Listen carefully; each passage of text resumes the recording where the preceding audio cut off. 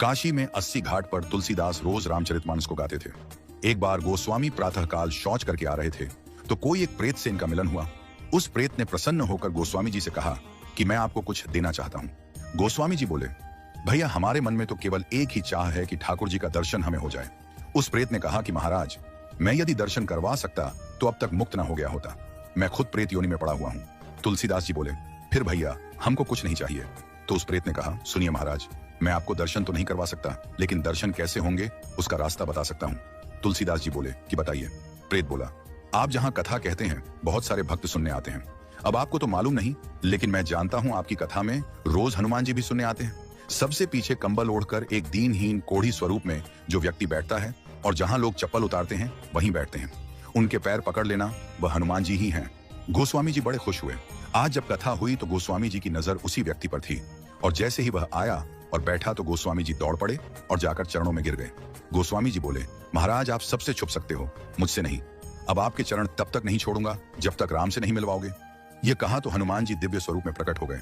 तुलसीदास जी बोले, कृपा करके राम से मिलवा दो, अब और कोई अभिलाषा नहीं है। हनुमान जी बोले कि आपको राम जी जरूर मिलेंगे, लेकिन आपको चित्रकूट चलना होगा। गोस्वामी जी चित्रकूट गए, मंदाकिनी में स्नान किया, कामदगिरी की परिक्रमा की, खोज रहे हैं कि प्रभु कहाँ मिलेंगे। सामने से दो राजकुमार घोड़े पर आए, एक गौर वर्ण और एक श्याम वर्ण। उन्होंने रास्ता पूछा तो तुलसीदास जी ने बताया और वो चले गए। फिर हनुमान जी प्रकट हुए और बोले, अभी जो राजकुमार घोड़े पर थे वही तो राम और लक्ष्मण थे। आपसे ही तो रास्ता पूछा और आपने नहीं पहचाना। ये चूक हम सब करते हैं। न जाने कितनी बार भगवान सामने आए हों और हम पहचान नहीं पाए हों। सबका आदर करो, क्योंकि न जाने किस रूप में नारायण मिल जाए। गोस्वामी जी बोले, हनुमान जी आज बहुत बड़ी गलती हो गई, कृपा करवाइए फिर मिलन हो। हनुमान जी बोले, धैर्य रखो, फिर मिलेंगे। गोस्वामी जी मंदाकिनी के तट पर स्नान कर चंदन घिसते हुए श्री राम जय जय राम गा रहे थे। ठाकुर जी बालक रूप में आए और बोले, बाबा चंदन बहुत प्यारा घिसा है, थोड़ा मुझे लगा दो। गोस्वामी जी ने दिया। हनुमान जी तोता बनकर आए और घोषणा कर दी कि चित्रकूट के घाट पर भाई संतों की भीड़, तुलसीदास चंदन घिसे, तिलक देत रघुवीर। तुलसीदास जी के कानों में यह वाणी पड़ी तो चरणों में गिर पड़े। ठाकुर जी बोले, अब नहीं छोड़ूंगा। प्रभु दिव्य रूप में प्रकट हुए और अंतर ध्यान हो गए।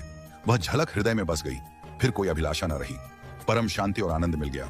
राम की शरण में आराम है, राम राम कर ले। इस प्रकार तुलसीदास जी का राम से मिलन हनुमान जी ने करवाया।